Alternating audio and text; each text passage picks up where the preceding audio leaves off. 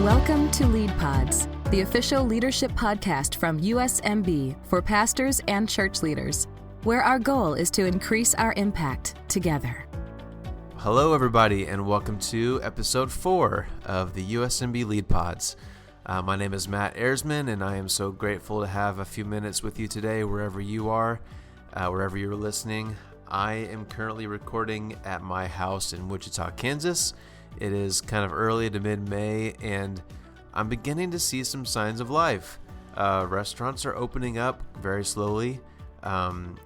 People are out more cars are on the streets. There's a glimmer of hope that maybe this coronavirus thing is maybe going to wrap up after all. So obviously we're continuing to follow all of our governing authorities and their recommendations of how to handle this thing. I'm sure your churches are still figuring out how to reopen and what that's going to look like. And there's still probably several weeks, maybe even a few more months where things are a little weird, but I hope wherever you are today, things are beginning to open back up and maybe life is returning to at least a little bit closer to normal than it was last time I got a chance to speak with you. So today we are continuing a conversation that I started the last episode with our friend Ben Connelly. Ben is a leader with an organization called Saturate, and he's also done quite a bit of work for USMB recently. He's a great guy. Last week we talked about leading during this coronavirus season, and I think he had a lot of really great things to say there. And then today we're talking about a term that he's written and researched and spoke a lot about, gospel fluency, and how the gospel can relate to our day-to-day lives when so many of us kind of don't necessarily think about it in that way. So I know this is a really helpful conversation for me. I think you'll really enjoy it too. So we're going to take a quick break here, and then we'll get right to my conversation with Ben Connelly. The Christian Leader magazine is your starting place for information and community among our U.S. Mennonite Brethren family. With news stories, features, columns, and bi-weekly email updates, The Christian Leader is your source of connection to our broader USMB family. Subscribe to C-Link, our bi-weekly email newsletter, at www.christianleadermag.com. You can also subscribe to our print magazine online or by contacting your local MB Church office. Christian Leader, connecting and informing our USMB family since 1951. All right, well, I want to go ahead and welcome our guest, Ben Connelly, is back with us. I hope all of you listening right now listened to our previous episode. Ben and I had a great conversation about leading well in the coronavirus season that we're in. I think it was a really helpful episode. So I'm not going to tell you to pause and listen to that one first, but when you finish this one, go back and listen to the other episode if you missed it, because there's some really great stuff there. So Ben, we're back. Thanks for joining us again. My pleasure. It's good to see you again.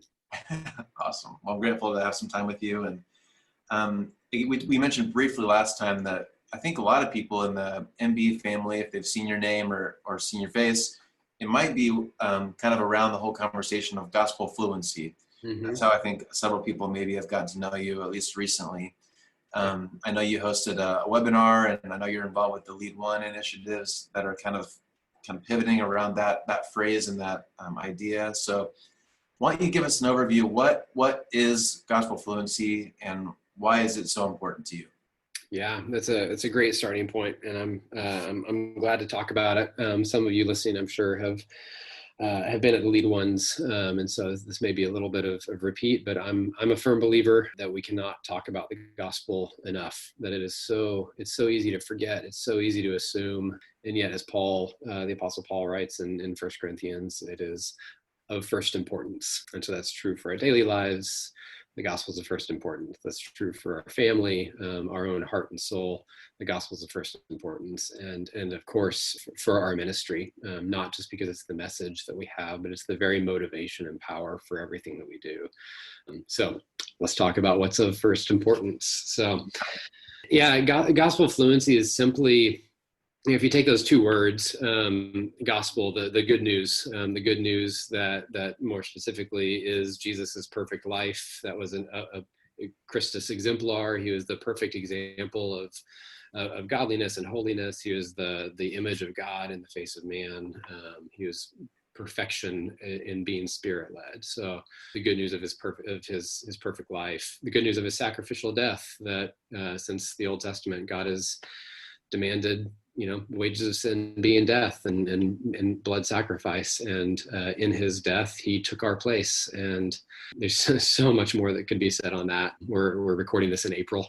So most of us just preached some version of that on Good Friday. And then the good news to continue, his miraculous resurrection, the fact that he conquered death and will not die again.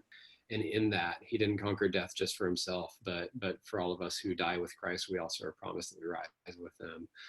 And then his promised return, which is the great hope that we have, both in times of quarantine and lockdown, and in just the normal hardship and suffering and boredom and normalcy of everyday life. Mm-hmm. So there's the gospel, the good news of Jesus, the good news that's filled with hope, it's filled with joy, it's filled with promise, it's filled with redemption and forgiveness and reconciliation and a promised future and all that kind of stuff.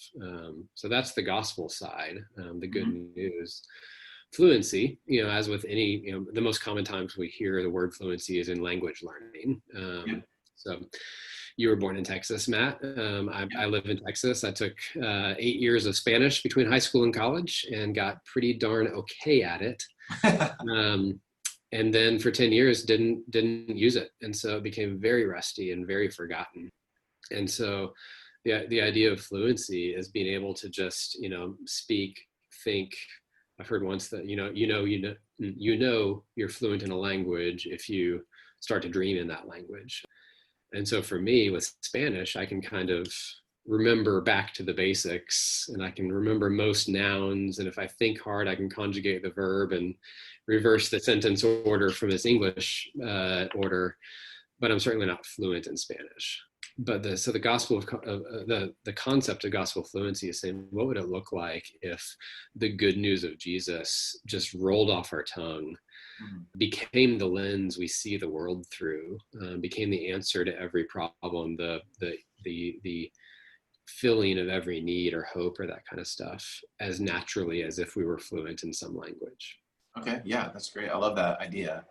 So I'm guessing it sounds like you're kind of, just by defining that, you're kind of contrasting that compared to maybe another way that people are currently or were living. So like what, is that kind of how this started, or how did you kind of jump into this, and what's the kind of the origin of why this has become something you're so passionate about?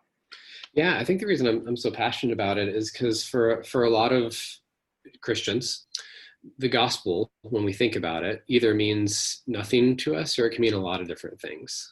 But for many folks, and again, if you've been to one of the lead ones, this next couple minutes is repeat. But for many folks, the gospel is something that happened in the past that greatly benefits our futures. And so what I mean by that is, like, the gospel is a historic reality. And this is the crux of the Christian faith, that Jesus truly lived, truly died, was truly raised again, truly ascended to heaven, will truly come back one day as the victorious king. Like that's a past event, except for his return, I guess. And so it's a past tense thing in history. It's also a past tense thing for us personally, in that most of us can remember a moment or a series of moments that God made that truth real to us.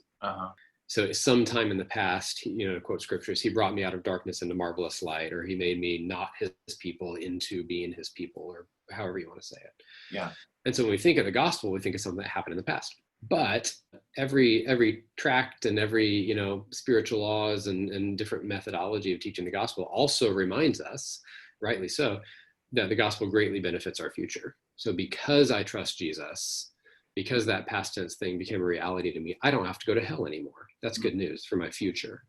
I get God, I get heaven, I get a restored relationship, everything Revelation describes of no tears and no pain and no suffering. All that's true one day. But it's all this very future reality. And both of those are true. The gospel is a past tense reality. It is a future tense reality.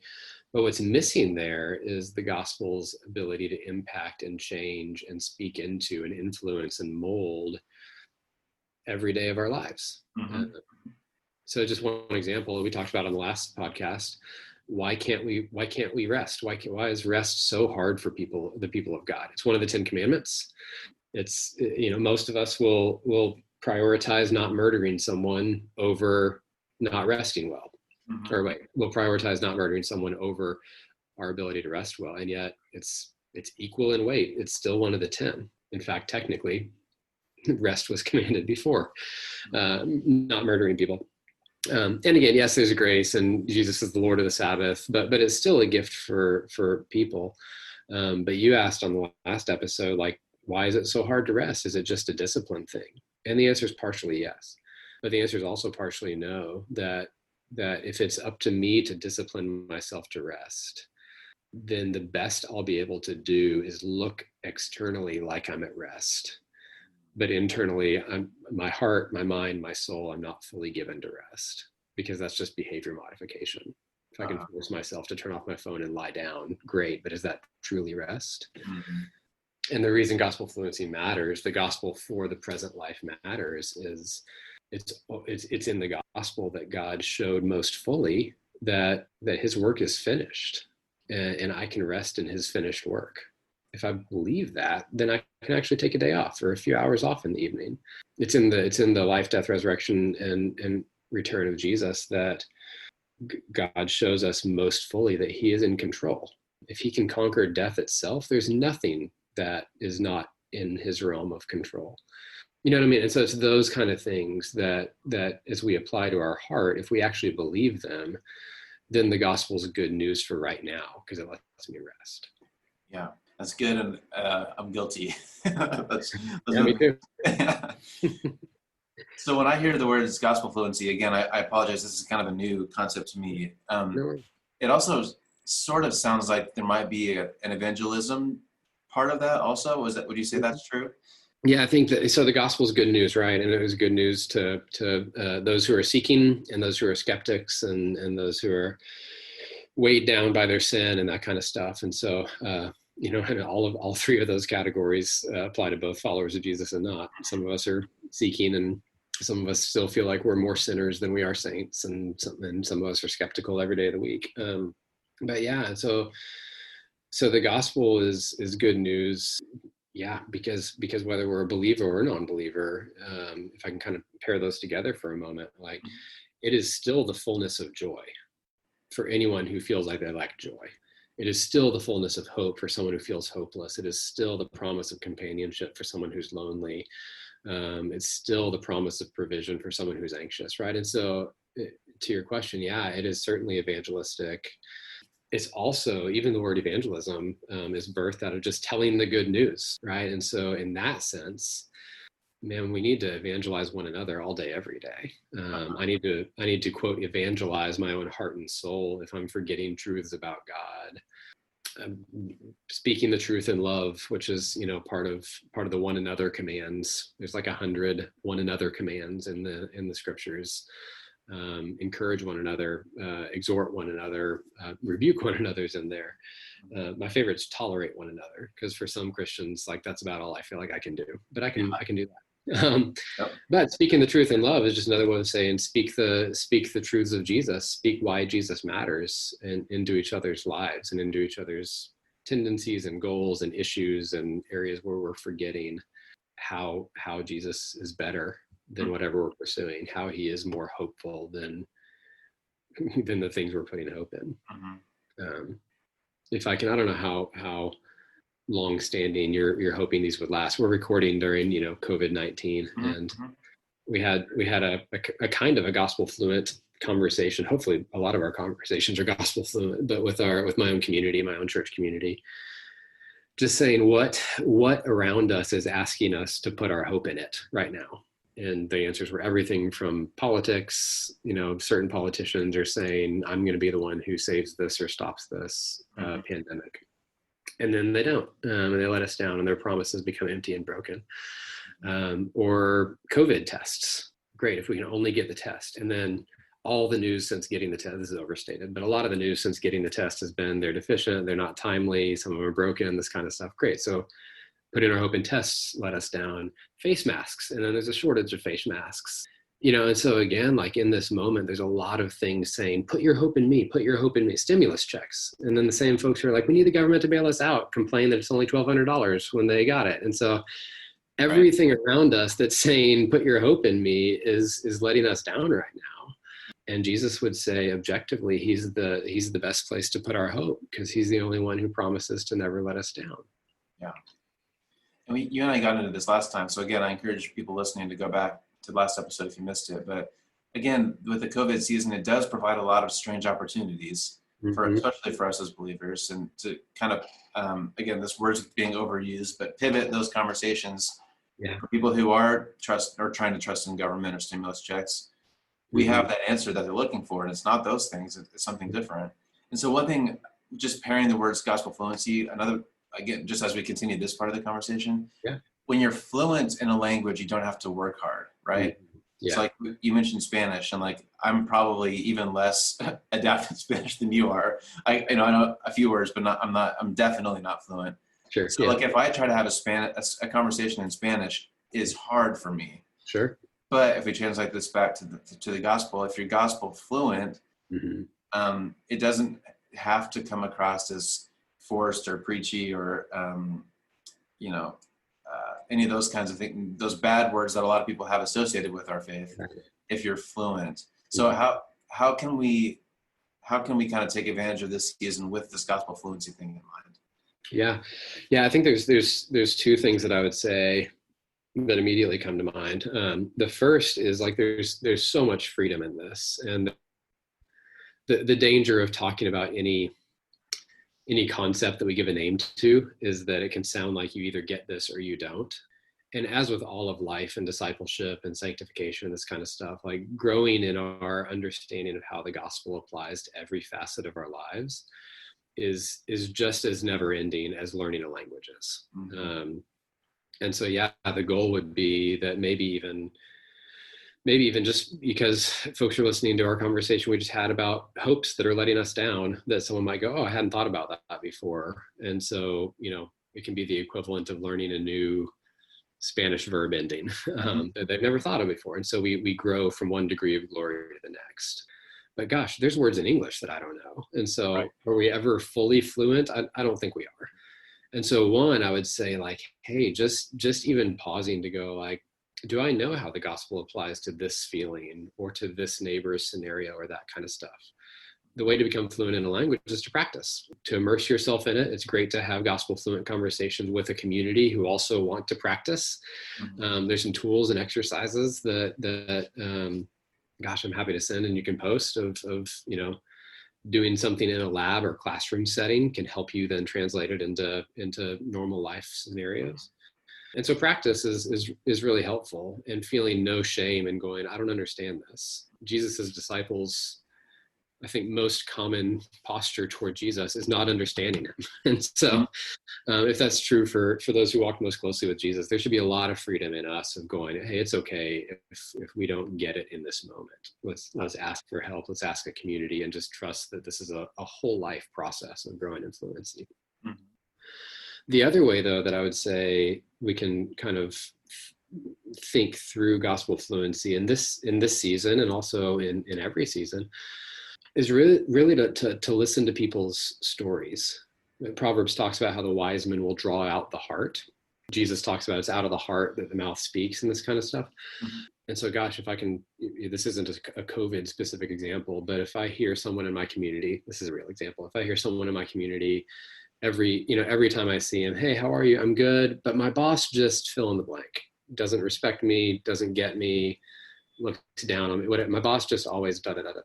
If I hear that week after week after week, I'm starting to go, okay, there's something here that you're putting a lot of value in your boss's opinion.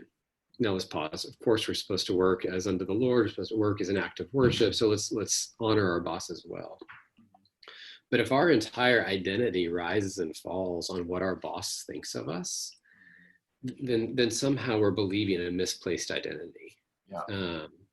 And so when we discover that, again, and this is a young woman in our community, when we discover like, hey, it sounds like you're putting a lot of faith in what your boss thinks of you. Well, yeah, of course, she's my boss and this kind of stuff. Then we get to talk through the scenario like, well, okay, what's the best case scenario? Your boss really likes you. Great. You get a raise. Great. But then once you stop performing, your boss stops liking you again, or your boss gets transferred and you get a new boss, or you get fired. Again, like that's a bad place to rest your identity. Right. Yeah. Same thing with premarital counseling. We always talk to couples about like, hey, if you're looking at this person as if they're going to fulfill all your dreams, you're setting yourself up for a massive disappointment. Yeah. It's probably not true of you and your wife, Matt. Y'all probably fulfill all of your We're dreams. perfect. So yeah, I don't know what Good. Okay, great. Jesus and then Matt. Yeah. Matt's wife are the perfect examples of humanity. But all I'm saying is kind of going, if we listen well, there's often, and I hesitate to give you any categories or make this sound too boxy. This is not a tips and tricks kind of thing, but in the same way of learning a language, it's helpful to have some tools. If we listen well, we can often hear where people are finding their identity.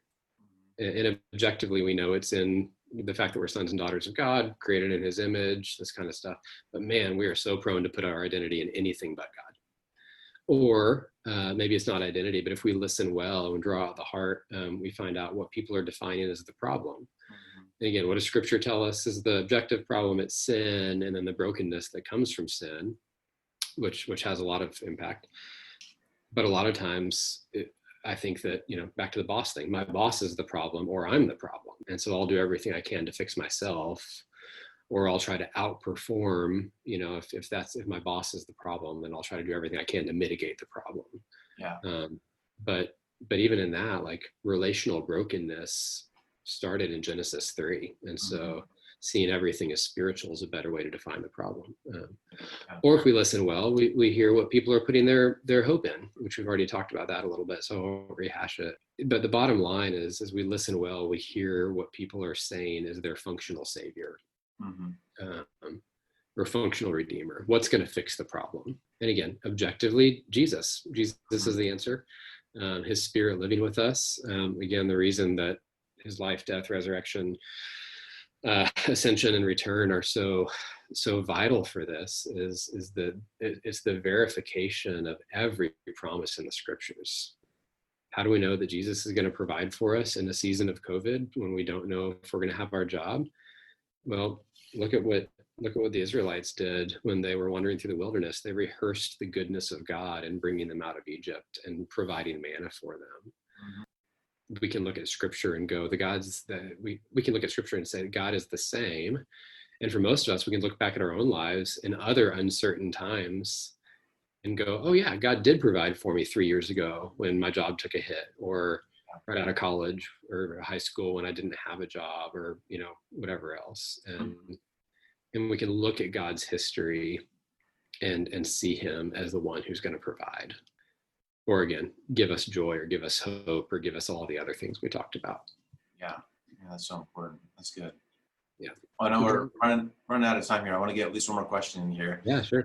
So another part of gospel fluency, again, as I understand it, is you just mentioned a couple minutes ago, just the phrase that everything is spiritual. And when you have gospel fluency, that kind of worldview, that mindset should affect all that we do. And I think sometimes the way that church is structured kind of sets us up to fail for that. Like, we think of church as, Sundays and maybe Wednesday nights, but the rest of the week is our regular life or whatever. Yeah. But maybe someone's a new Christian, or maybe this gospel fluency thing is a new idea, or maybe not. How can we grow in this? How can we have that kind of mindset that has that at the forefront of our minds, instead of, church is just, my relationship with God is just these times? How does it actually impact our whole life? What are some ways we can grow? Yeah. I think we've already mentioned kind of practice, for lack of a better term. If language learning requires practice or immersion, which would be great. But then just kind of going, okay, for my own heart, or in my family around the dinner table, or my community, what are some ways that we can look back on our day or our past week and go, hey, here's some highs, here are some lows.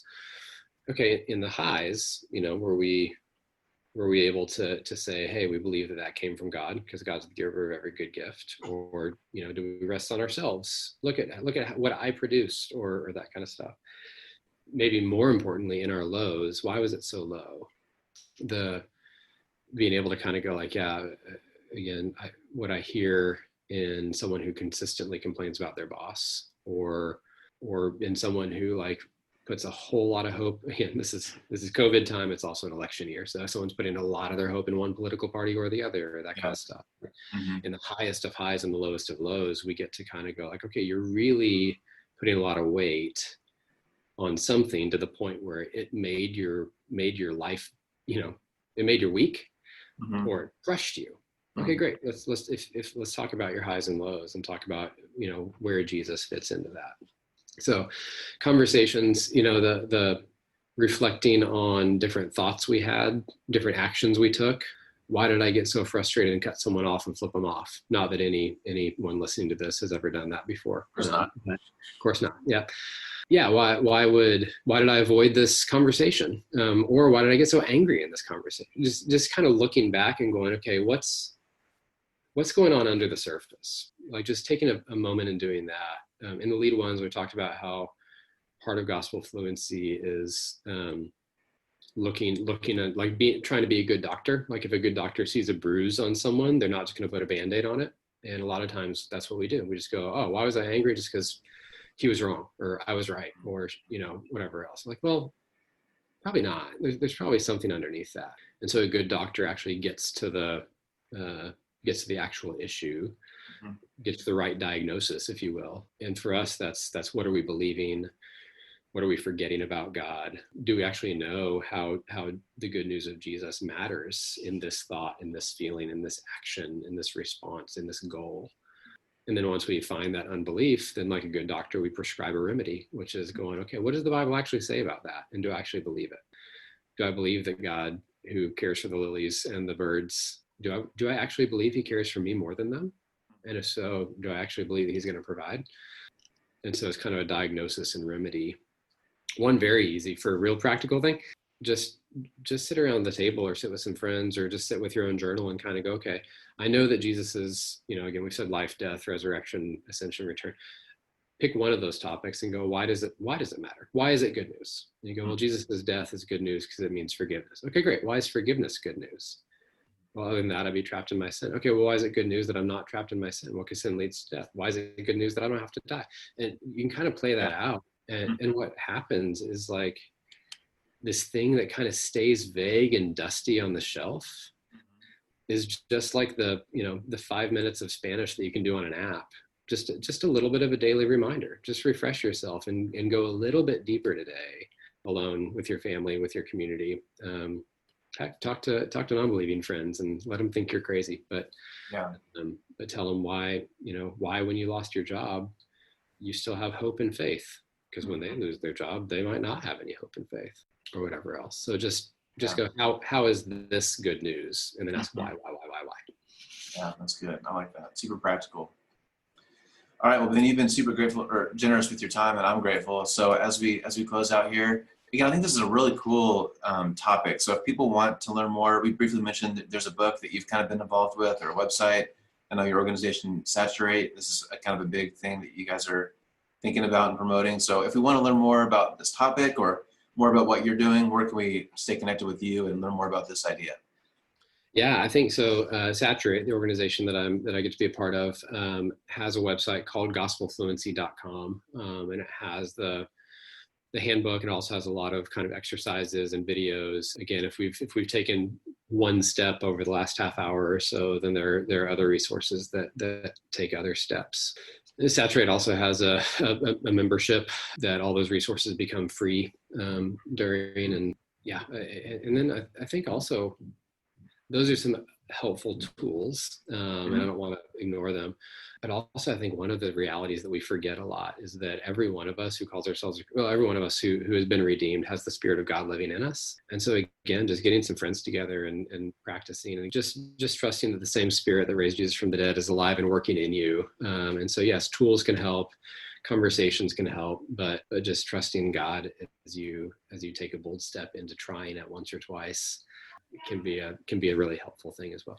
Well, Ben, like I said, you've been so generous with your time, and for both of these episodes, I've really enjoyed chatting with you. So thank you for spending some time here. We're talking about fluency. Gracias por tu tiempo. De nada. Is that right? Did I do it right?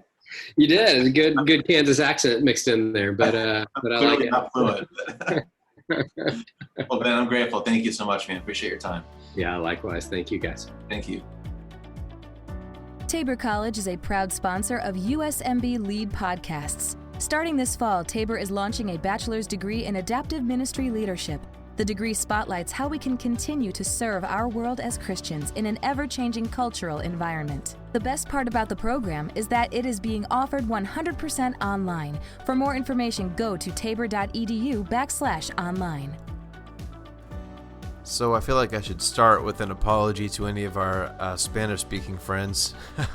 I clearly need to dust off my Spanish textbooks and get back in there. I am not fluent in Spanish, but hopefully I'm fluent in the gospel. And that was, again, I'm just grateful for Ben and the ministry he's leading, and just the thoughts that he shared with us today, and just kind of the reminder that the gospel isn't just something that happened 2,000 years ago, and it's not just something that happened when we accepted Christ, but it's something that should affect every aspect of our day-to-day lives. And I just think Ben had a lot of really helpful things there, so I hope you found that to be helpful as well. A couple times in our conversation there, you heard Ben reference their website that has some resources for you to dive a little bit deeper and learn a little bit more. So those websites again, the Saturate website is saturatetheworld.com, or then they've also got gospelfluency.com, where there's some more resources, and I think there's a book you can buy, and just some more resources if you'd like to dive a little bit deeper into this topic. So once again, thanks to Ben for this week, and as well as for our conversation last time.